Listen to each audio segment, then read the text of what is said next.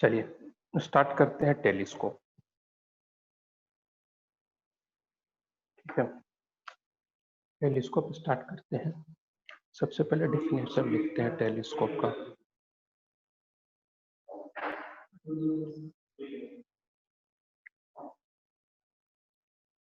Telescope का definition लिखिए।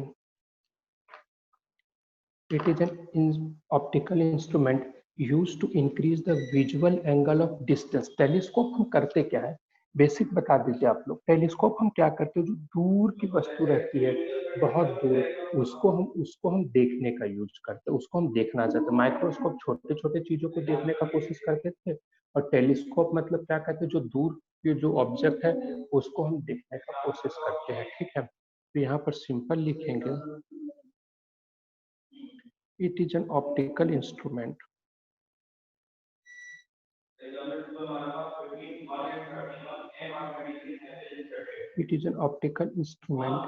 used to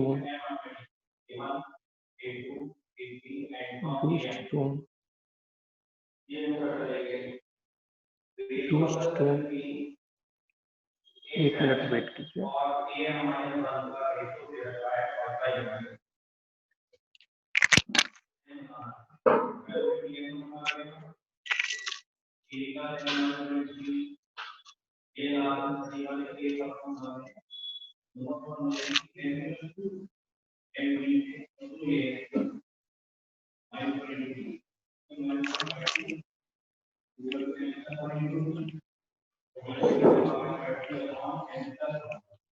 It is an optical instrument used to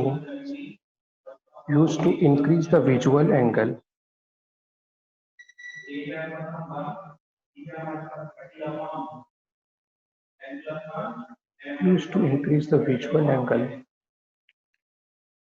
of distant large object.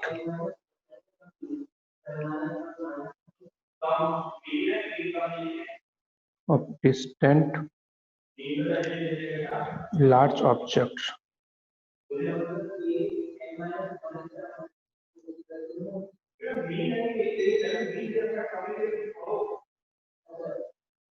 Large objects such as a star, a planet,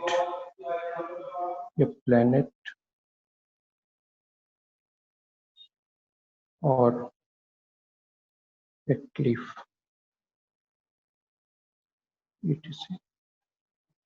ठीक है, normally हम सबसे पहले पढ़ेंगे यहाँ पर एस्ट्रोनॉमिकल टेलीस्कोप। इन टेलीस्कोप में जो हमें पढ़ना है उस सबसे पहले हम एस्ट्रोनॉमिकल टेलीस्कोप पढ़ेंगे। इसको मैं उतना ही बताऊंगा जितना कि आपके एनसीईआरटी में गिवन है। ठीक है, एस्ट्रोनॉमिकल टेलीस्कोप में किन किन चीजों से बना हुआ रहता है वो बताते हैं। इसमें 2 लेंसेस रहते हैं। 2 लेंस होता है, एक जो रहता है, एक होता है ऑब्जेक्टिव जो ऑब्जेक्ट की तरफ रहता है, एक होता है ऑब्जेक्टिव, और दूसरा होता है आई पीस जो आंख के पास लगा हुआ होता है। ठीक है, इसमें क्या होता है, उस क्वेश्चन में क्या रहता था, ऑब्जेक्टिव का स्मॉल डायमीटर होता था। इस यहाँ पर क्या होगा, ऑब्जेक्टिव जो रहेगा उसका डायमीटर जो रहेगा लार्जर एपर्चर, इसका एपर्चर जो रहेगा वो क्या रहेगा, लार्जर एपर्चर। लार्जर एपर्चर रहेगा, और आई पीस जो रहेगा वो क्या रहेगा, स्मॉल एपर्चर। ठीक है, और आई पीस रहेगा वो स्मॉल एपर्चर रहेगा। ठीक है, चलो स्क्रीनशॉट लीजिए हाथ तक।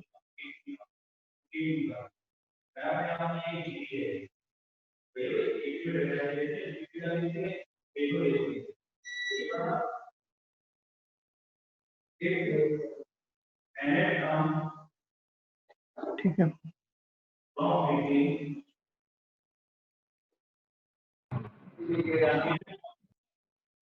क्या Yes, sir. हो गया? Yes, sir.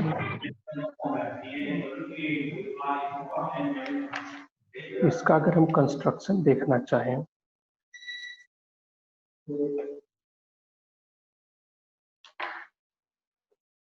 ठीक है,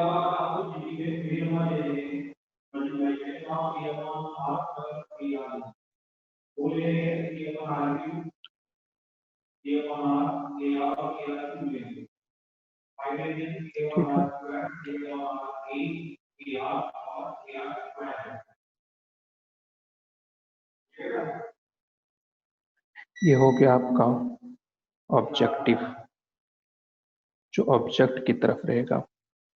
इसका लार्जर एपर्चर बहुत दूर से रे आ रहा है, तो जो रे आएगा वो कौन सा रे आएगा? पैरेलल रे आएगा। जो रे आएगा वो पैरेलल रे आएगा। ये पैरेलल रे आने का मतलब क्या हो गया? जो भी रे आएगा एक दूसरे के पैरेलल ही आएगा। तो हम कह सकते हैं ऐसे करके रे गया, उसके बाद ये थोड़ा सा कन्वर्ज करेगा और यहाँ पर जाकर के इमेज का फॉर्मेशन कराएगा। ये देखिए इन्फिनिटी से आया दोनों रे, ये ऑप्टिकल सेंटर से क्रॉस किया तो विदाउट डेविएशन होगा, ये किसी भी और पॉइंट से क्रॉस किया तो डेविएट होते हुए थोड़ा सा कन्वर्जेंट होगा और इस पॉइंट पर कटा, यानी कि इस पॉइंट पर जो इमेज का फॉर्मेशन हुआ, इस पॉइंट पर जो है हमारा इमेज बना, ये एच हो गया और ये जो पॉइंट रहेगा वो एफ ओ रहेगा। ठीक है, ये यहाँ से यहाँ तक का जो डिस्टेंस रहेगा वो क्या हो जाएगा? एफ। ठीक है, अब क्या करते हैं, एक और हमारे पास आई पीस रहता है, जो आई के नजदीक रहता है, वो इस तरीके से एडजस्टेड होता है। ठीक है, वो इस तरीके से एडजस्टेड रहता है।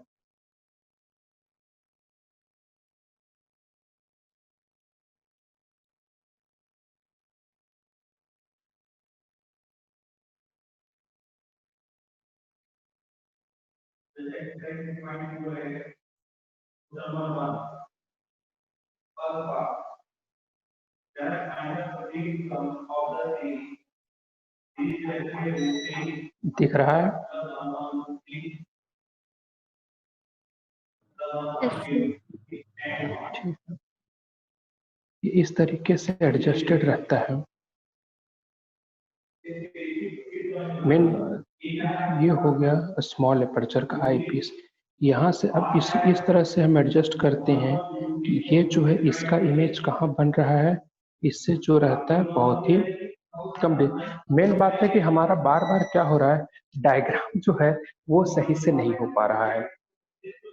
अगर मैं बताना चाहूँ, ये हमारा डायग्राम ड्रॉ बार बार, ये डायग्राम छोटा होना चाहिए थोड़ा। अपना जो डायग्राम उसे एक बार फिर से मैं डायग्राम बनाता हूँ, बार बार डायग्राम डिस्टर्ब कर रहा है। ये इमेज का साइज थोड़ा छोटा करना चाहिए ताकि आसानी से यहाँ बन सके। मैं एक बार फिर से डायग्राम बनाता हूँ।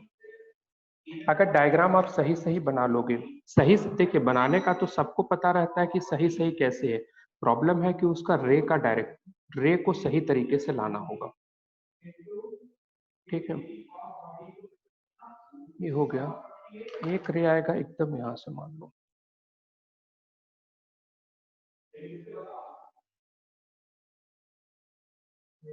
ठीक है, पहला रे यहाँ से आ गया, इधर जाना चाहिए, थोड़ा ऐसे मोड़ दो उसको। हाँ अब देखो ये सही बना। ठीक है, ये देखो इन्फिनिटी से आ रहा है, पैरेलल रे है तो इन्फिनिटी से ही, इन्फिनिटी से आ रहा है तो दोनों पैरेलल रहेगा। ये ऑप्टिकल सेंटर से क्रॉस किया, ये कहीं से भी दूसरा रे जो है वो इसे कट किया, तो यहाँ पर जो है इमेज का फॉर्मेशन हो गया, एक जो है रियल इमेज का फॉर्मेशन हुआ इस पॉइंट के ऊपर।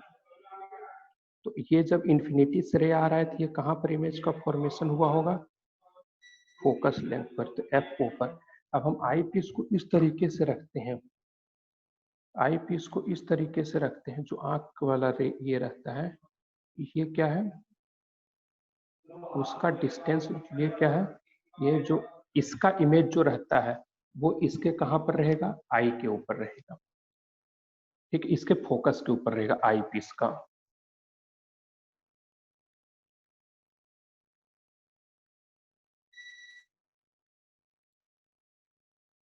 ठीक है, तो यहाँ से रे लेते हैं, तो यहाँ से 2 रे होगा, इसके फोकस पर है।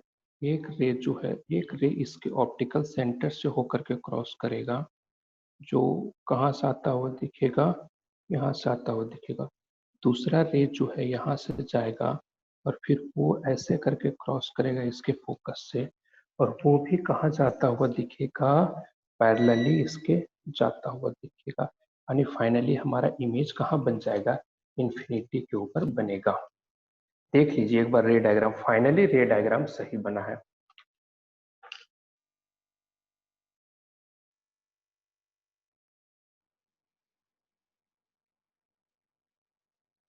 देखिए एक बार रे डायग्राम देख लीजिए।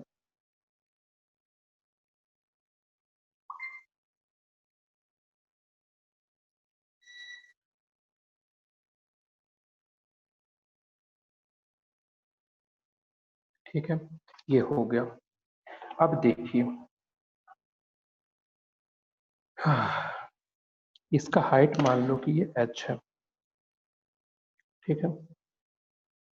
तो अब देखो, अब हमने बताया था मैग्निफिकेशन पावर, तो ये क्या हो गया, मैग्निफिकेशन पावर हमने क्या कहा था कि क्या होता है। मैग्निफिकेशन पावर को जब हमने डिफाइन किया था तो उस समय बोला था थीटा अपॉन थीटा नॉट, यही था। क्या बताया था हमने, थीटा नॉट अपॉन थीटा, ठीक है। यहाँ पर अगर एंगल बन रहा होगा थीटा और यहाँ पर एंगल बन रहा होगा थीटा नॉट, तो देखो ये एंगल थीटा बन रहा है, यहाँ ये एंगल थीटा नॉट बन रहा है, तो ये भी एंगल क्या बनेगा, थीटा नॉट। और हम जानते हैं कि मैग्निफिकेशन पावर जो होता है, मैग्नीफाइंग पावर जो होता है, वो कितना होता है, थीटा अपॉन थीटा नॉट। ये बता चुका हूँ या नहीं, इसमें भी कोई डाउट है?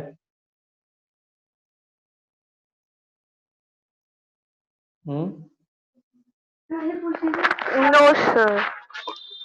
यहाँ तक चलिए, यहाँ तक सिंपल है। तो अब जो है थीटा अपॉन थीटा नॉट, अब देखो जब हम थीटा लिखेंगे, थीटा लिखेंगे तो क्या लिखेंगे, थीटा को लिख सकते हैं एच अपॉन एफ ई।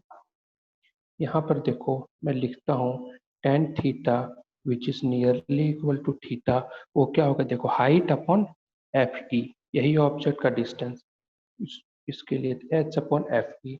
और यहाँ पर जब हम लिखेंगे tan theta naught is equal to tan theta naught which is nearly equal to theta naught, क्या लिखेंगे h अपॉन एफ ओ। तो यहाँ से मैग्नीफाइंग पावर जब हम लिखेंगे तो मैग्नीफाइंग पावर हो जाएगा h upon F E into H upon F not, h से h कैंसिल हो गया, तो यहाँ पर आ जाएगा magnifying power is equal to F not upon F E. Magnifying power आ जाएगा,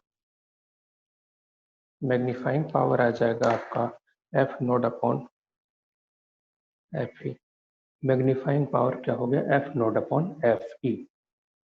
समझ में आ रहा है, यानी ऑब्जेक्टिव का होगा ratio focal length of objective to the focal length of eye piece.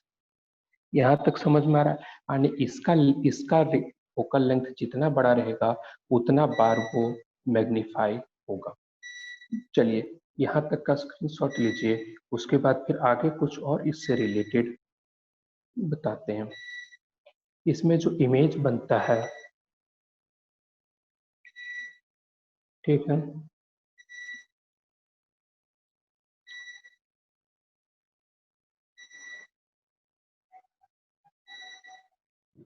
Yes sir, हो गया। ये जो ध्यान में रखिएगा, ये जो एग्जाम्पल है आपका एस्ट्रोनॉमिकल टेलीस्कोप का है, ठीक है। ठीक है, अब आपके एनसीईआरटी में एक टर्म का यूज किया है, टेरिस्ट्रियल टेलीस्कोप, ठीक है।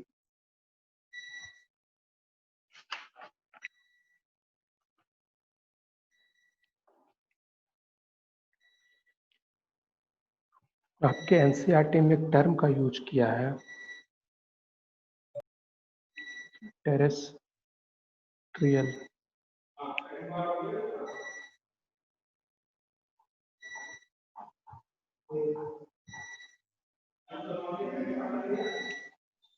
Terrestrial telescope. ये टेरेस्ट्रियल टेलीस्कोप क्या होता है, देखो एस्ट्रोनॉमिकल में क्या होता है? एस्ट्रोनॉमिकल का पहले मैं बता देता हूँ। एस्ट्रोनॉमिकल में जो फाइनल इमेज रहता है उसका मैं प्रॉपर्टीज लिख रहा हूँ। फाइनल इमेज, फाइनल इमेज जो रहता है,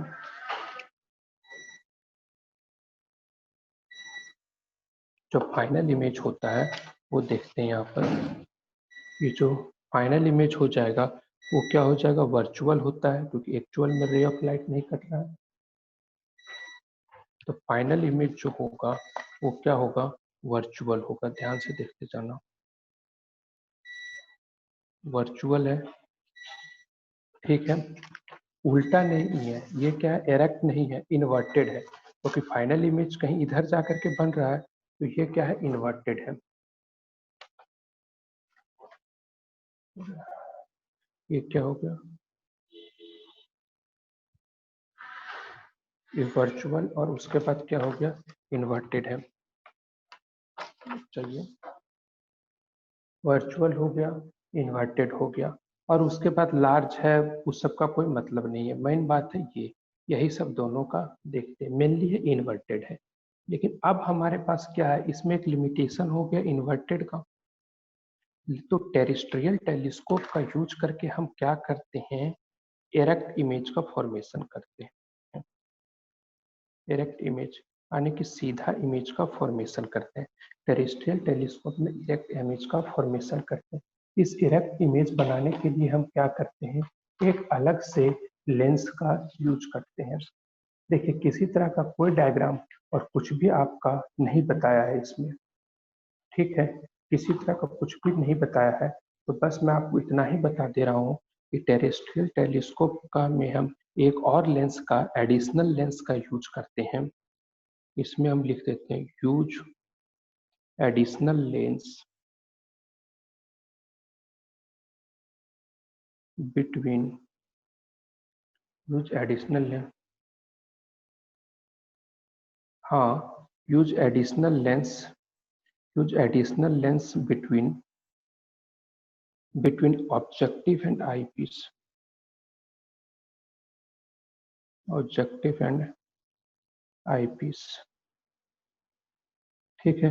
एक एडिशनल लेंस का यूज करते हैं ऑब्जेक्टिव और आईपीस के बीच में, और उसके बाद हम डायरेक्ट इमेज का फॉर्मेशन करते हैं। यही है terrestrial telescope. According to NCERT इतना सफिशियंट है, लेकिन इसका स्क्रीनशॉट लीजिए।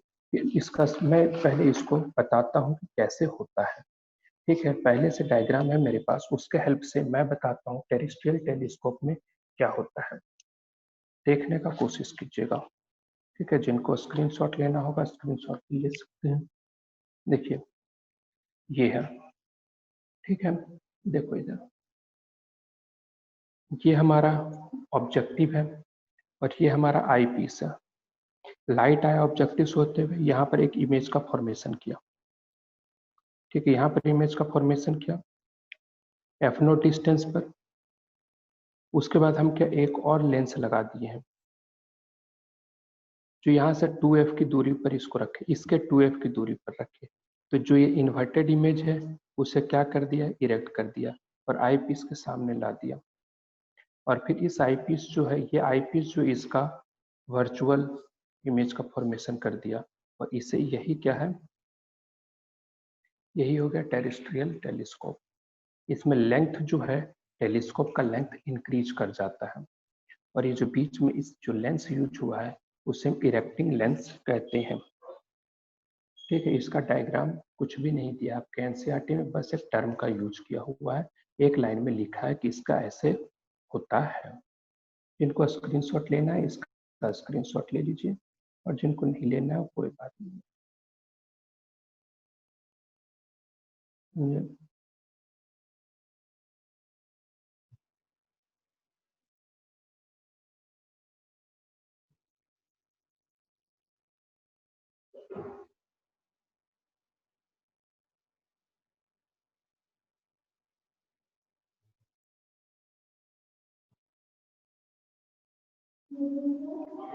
ठीक है, यहाँ तक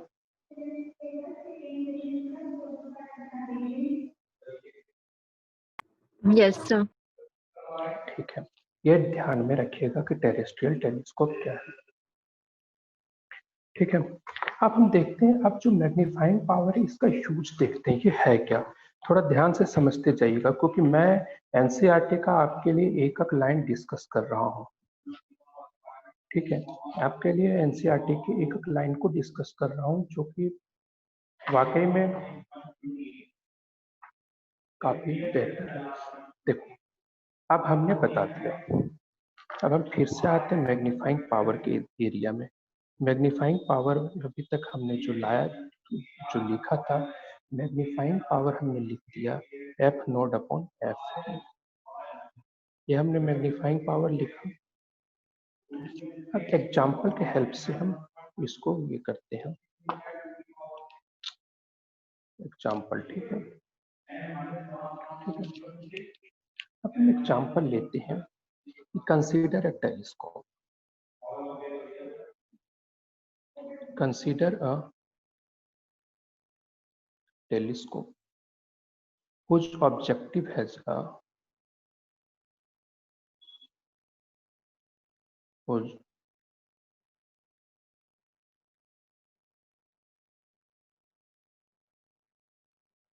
objective has a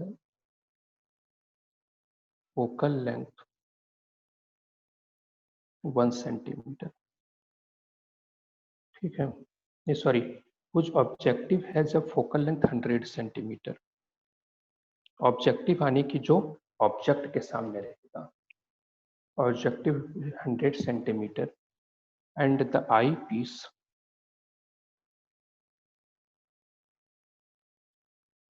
and the eyepiece of focal length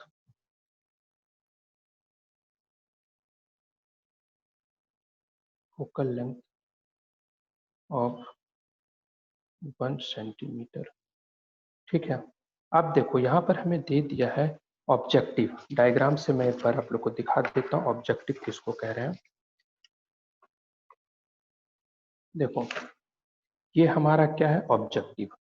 ठीक है, क्योंकि ये ऑब्जेक्ट के नजदीक है, ये हो गया ऑब्जेक्टिव। और ये क्या हो गया, आई पीस। आई पीस क्यों, क्योंकि ये आंख के नजदीक है, कुछ इधर यहाँ आंख रहेगा। ठीक है, तो ऑब्जेक्टिव का जो हमारा फोकल लेंथ है, ऑब्जेक्टिव का फोकल लेंथ हमें दे रखा है कितना है, 100 centimetre. F naught is equal to 100 centimetre, और आई पीस का कितना है, 1 सेंटीमीटर। तो अब इसका मैग्नीफाइंग पावर कितना आ जाएगा, कितना टाइम्स ये मैग्नीफाई कर पाएगा, कितना हो जाएगा, 100। देखो यहाँ F naught by F E, 100 centimetre by 1 centimetre, तो ये 100 टाइम्स मैग्नीफाई करेगा। एंगुलर मैग्निफिकेशन है ये। ठीक है, इतने एंगल ये मैग्नीफाई करेगा। ठीक है, तो यहाँ पर हम लिख सकते हैं magnifying power of this telescope is 100। मतलब क्या हुआ, इसका मतलब क्या समझ में आया कि ठीक है, मैग्नीफाइंग पावर इस टेलीस्कोप का 100 है। मतलब इसका मीन्स क्या है, मतलब हम कह सकते हैं, अगर हमें देखना है डिस्टेंस, इसको हम कह सकते हैं कि अगर 2 स्टार है, ठीक है, उन 2 स्टार के बीच का डिस्टेंस अगर 1 मिनट है, एक 1 मिनट, आप लोग पढ़े होंगे डिग्री, मिनट, सेकंड, ये सारी चीजें पढ़ा हुआ है मैथ्स में। Yes sir. ठीक है, तो उसी हिसाब से ये करना है, इसको मैं एक्सप्लेन कर रहा हूँ। इसका अब हम मीनिंग समझा रहे हैं, ये 100 है, इसका मीनिंग क्या होता है। ठीक है, तो हम कह सकते हैं, let us consider a pair of star, let us consider a pair of stars। मतलब कि 2 स्टार हैं, ठीक है, और दोनों के बीच का गैप क्या है, stars of actual separation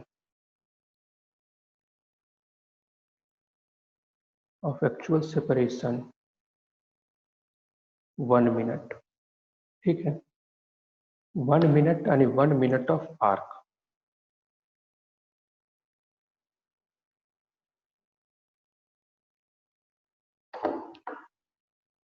1 minute of arc यानी डिग्री के बाद, 1 डिग्री के बाद जो उसके छोटा पार्ट आता है उसको हम 1 मिनट कहते हैं। यानी उन दोनों के बीच में कितना गैप है, 1 मिनट।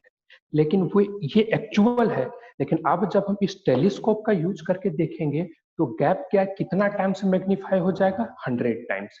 चलिए इसका स्क्रीनशॉट लीजिए, फिर आगे बताता हूँ।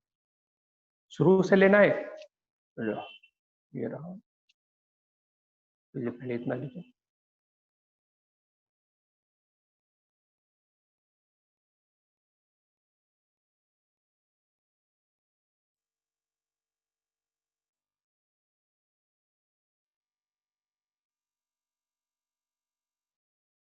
ठीक है,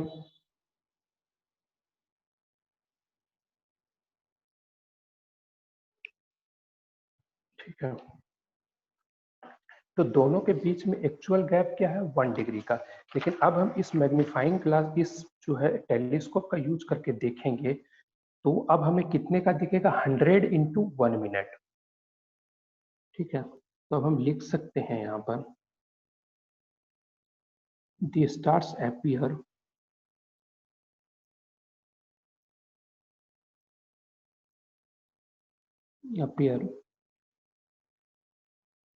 with the help of this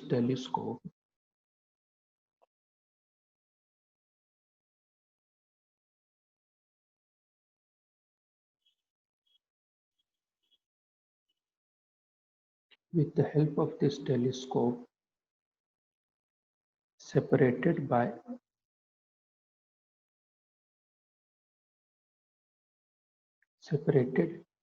an angle of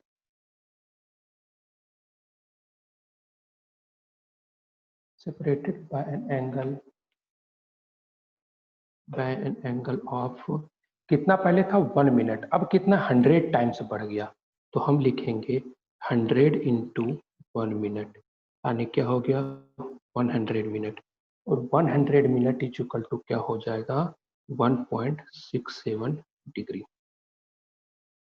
समझ में आ रहा है, आने की जैसे कि सपोज दैट हमने दूर से देखा दोनों एकदम नजदीक में है, डायरेक्ट नहीं दिखा, दोनों में कोई डिफरेंस दिखा ही नहीं। लेकिन जब हमने टेलीस्कोप लगा करके देखा तो हमें दोनों के बीच में डिफरेंस दिख गया। तो हम बोलेंगे ओहो, ये हुई ना बात, ये क्या है, दोनों एक नहीं है, दोनों क्या है, अलग है। तो टेलीस्कोप का यूज हम दो काम में करते हैं, एक तो जो छोटा से छोटा ऑब्जेक्ट रहता है उसको देखने के लिए, और दूसरी बात है दो ऑब्जेक्ट के बीच के गैप को देखने के लिए, जिसे हम आगे चल करके नाम से जानेंगे रिजॉल्विंग पावर। ठीक है, ठीक है, समझ में आ रहा है। तो देखो यहां तक समझ में आ रहा है। तो अब देखो, अब आपके पास क्वेश्चन आएगा कि aperture of objective is large, why. जो ऑब्जेक्टिव है उसका अपर्चर जो रहता है बड़ा रहता है, क्यों रहता है, उसके बारे में लिखते हैं। यहां तक समझ में आ गया।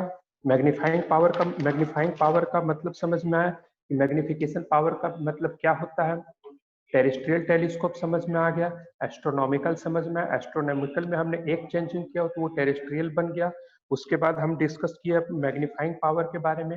हमने मैग्नीफाइंग पावर को प्रैक्टिकल एग्जांपल के साथ बताया कि मैग्नीफाइंग पावर 100 है, इसका मतलब क्या हुआ। ठीक है, अब हम बात कर रहे हैं कि एस्ट्रोनॉमिकल टेलीस्कोप में जो है हमारे, ये टेलीस्कोप में जनरली क्या होता है, लार्ज ऑब्जेक्टिव होता है, ऑब्जेक्टिव लेंस लार्ज होता है, क्यों। ये भी क्वेश्चन आ सकता है। In telescope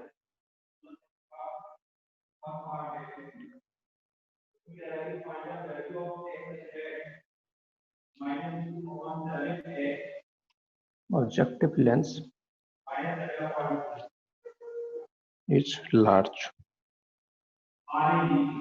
Y.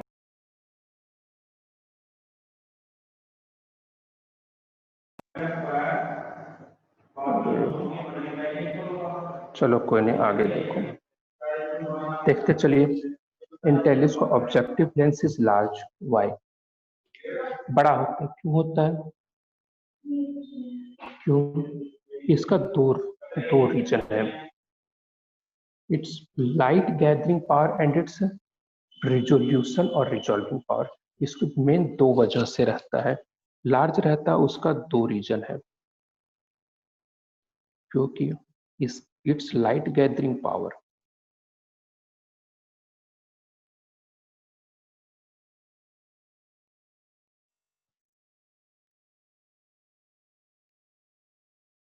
Its light gathering power, और दूसरा क्या है, इट्स रिजॉल्विंग पावर।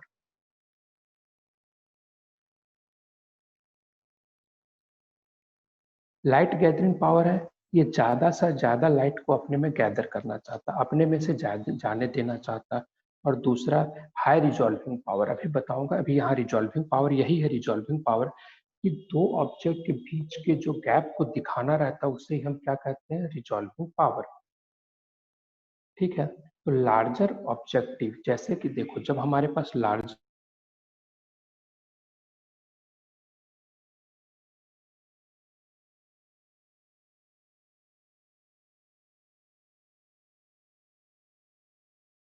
तो वो क्या करेगा, ज्यादा मतलब कि क्या कहते हैं, लार्जर डायमीटर जो रहता है वो ज्यादा लाइट को क्या करेगा, एब्जॉर्ब करेगा उसके तरफ, मतलब ज्यादा लाइट को वो क्या कर सकता है, उसकी लाइट गैदरिंग कैपेसिटी क्या होता है, इंक्रीज कर जाता है। लार्जर डायमीटर से क्या होता है, लाइट गैदरिंग कैपेसिटी क्या होता है, इंक्रीज कर। अब आप खुद सोच कर